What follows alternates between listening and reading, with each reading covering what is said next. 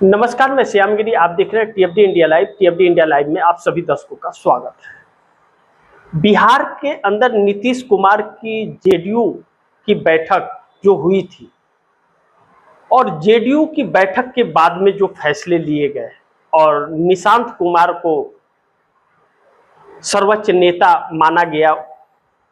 निशांत कुमार कितना परिपक्व हैं इस देश की राजनीति में अभी और कितना राजनीतिक समझ है, यह तो देश जानता है और जेडीयू पार्टी भी जानती है, नीतीश भी जानते हैं और निशांत खुद भी जानते हैं।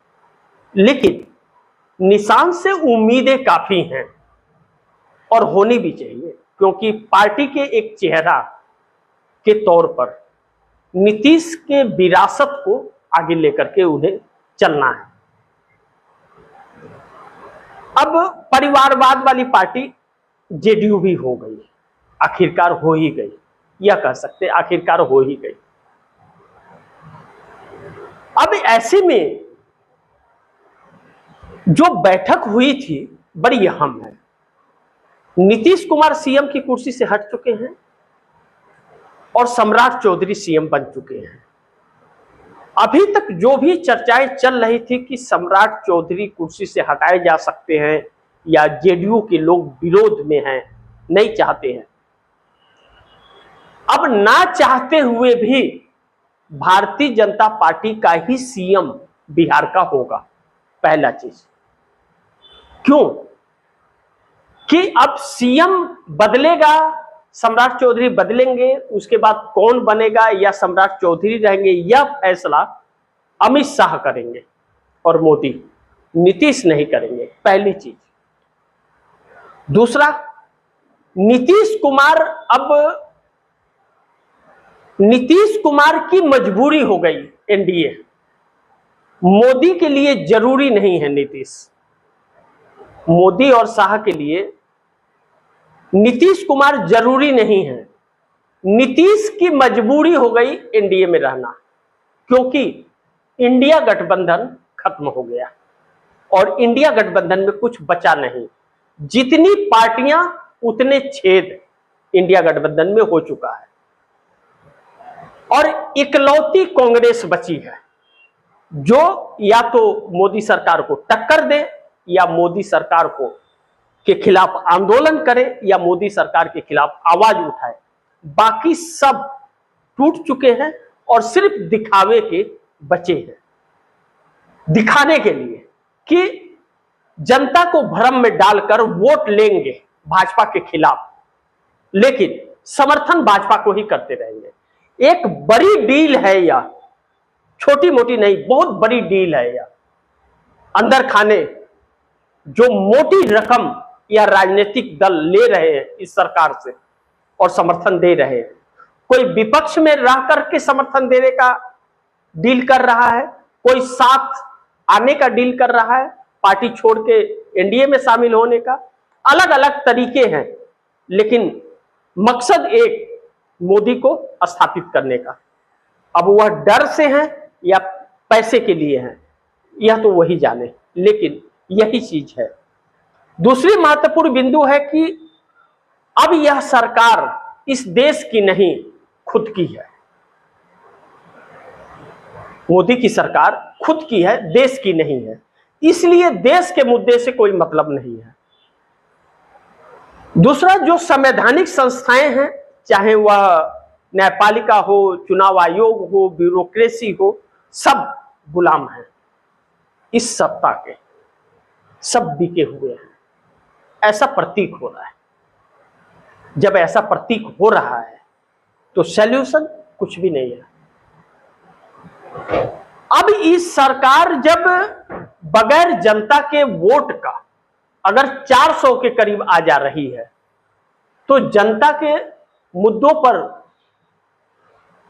ध्यान देने की जरूरत क्या है? सरकारें वह जनता की बातों पर ध्यान देती है या जनता की जरूरतों पर ध्यान देती है जो जनता की चुन की आई हुई सरकार हो, जो पैसे से सांसद खरीद कर या विधायक खरीद कर सरकार बनी रहती है या पैसे से वोट खरीद कर बनी रहती है, वह जनता के लिए काम नहीं करती। वह स्वयं के लिए काम करती है, या जो उस सरकार को स्थापित किया है, पैसे गिना है उद्योगपति, उसके लिए काम करती है।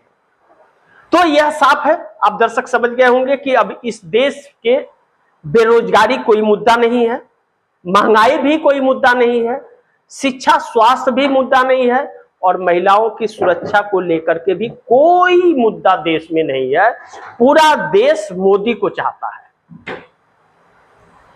यह मैं नहीं कह रहा हूं, भारतीय जनता पार्टी कह रही है। अब इसके दूसरे पॉइंट्स में जाइए। यह एक ऐसे दौर से देश गुजर रहा है, ऐसी स्थिति आएगी, इसकी कल्पना किसी ने नहीं की थी। अब नीतीश कुमार के पास 85 विधायक यानी कि एमएलए और 12 सांसद किस काम के? नीतीश के फैसले किस मतलब के? नीतीश 20 साल बिहार को क्या बोले, क्या किए, छोड़ दीजिए, क्या किए, क्या किए? बीजेपी का गुलाम बना दिया। क्यों? क्या इस देश की दिक्कत इंडिया गठबंधन है, विपक्ष है? विपक्ष है क्या? विपक्ष सत्ता में है क्या? कि विपक्ष लूट रहा है, कि विपक्ष जनता को ये नहीं दे रहा है, वो नहीं दे रहा है, सरकार दे रही है क्या? इस सवाल को पूछने वाला कोई नहीं है, बल्कि सरकार विपक्ष पर हमला करती है कि विपक्ष नहीं चाहता है कि देश आगे बढ़े। अब देश में बचा ही क्या है? जो था सब तो बिक चुका, और इसी सरकार ने बेचा है। तो इसे पूछने वाला जो मीडिया है, वह मीडिया बिक चुका है, हजारों करोड़ रुपए में बिका है। आरटीआई के जो आंकड़े आ रहे हैं बड़ी चौंकाने वाले हैं। 500 करोड़, 1000 करोड़, 2000 करोड़, ऐसे ऐसे पैसे लेकर के वह सरकार का माहौल बनाने का काम करते हैं और जनता के मुद्दों को दूर कर देते हैं। अब नीट पेपर लीक या सीबीएसई में गड़बड़ियों को लेकर या वैकेंसियों को लेकर जो छात्र अलग अलग जगहों पर आंदोलित हैं, कुछ शिक्षा मंत्री धर्मेंद्र प्रधान का इस्तीफा भी मांग रहे हैं, लेकिन कोई भी मीडिया उसे नहीं दिखाता। और अगर उस पर चर्चा करने के लिए मजबूर होता है तो ऐसा उस पर चर्चा करता है, ऐसा राजनीतिक विशेषज्ञ वहां बैठते हैं, इतने ज्ञानी बाबा लोग, कि वह सीधा विपक्ष को दोषी बना देते हैं, सीधा विपक्ष को दोषी बना देते हैं। विपक्ष कैसे दोषी हो गया? सवाल तो सरकार से पूछे जाएंगे कि बच्चे का पेपर लीक क्यों हुआ, इसका जवाब विपक्ष कैसे देगा? और उन चीजों को ब्लैक आउट कर देते हैं टीवी स्क्रीन और अखबारों से, और बाद में वह राजनीतिक विशेषज्ञ और टीवी चैनल वाले कहते हैं विपक्ष दिखता ही नहीं है रोडों पर। यह गद्दार विपक्ष को दिखाते नहीं है और बेशर्मी जैसे वह कहते हैं कि विपक्ष दिखता नहीं है। अरे आंखें फोड़ के तो देखो कि सड़कों पे कैसे लाठियां खा रहे हैं, वाटर कैनन छोड़े जा रहे हैं, उनकी सभाओं के लिए परमिशन नहीं दिए जा रहे हैं, कैसे उनके साथ दमन किए जा रहे हैं, कैसे उनकी गिरफ्तारियां हो जा रही हैं, कैसे उनके ऊपर ईडी सीबीआई छोड़ दिए जा रहे हैं। इन दलालों की जमीर नहीं जगती। अब ऐसी परिस्थिति में जब देश हो और ऐसे क्षेत्रीय दल हों जो पैसे पर बिक रहे हों, और कांग्रेस जब सड़कों पर आ रही है तो वह सब साथ ना दे रहे हों और वैसे मस्ती मारने के लिए साथ हो कि हम इंडिया गठबंधन के हैं, और बाद में अपना अपना सौदा सरकार से कर रहे हो,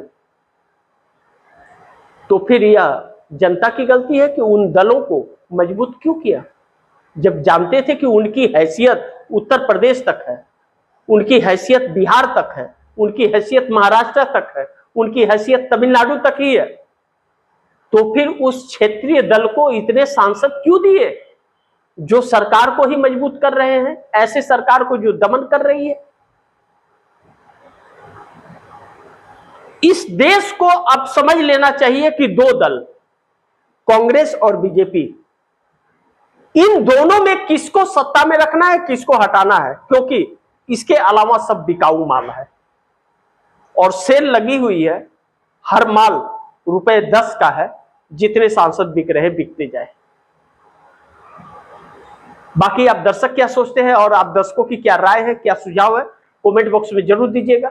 इस खबर को ज्यादा से ज्यादा शेयर कीजिएगा, अपने दोस्तों को भी कहिएगा आगे शेयर करें।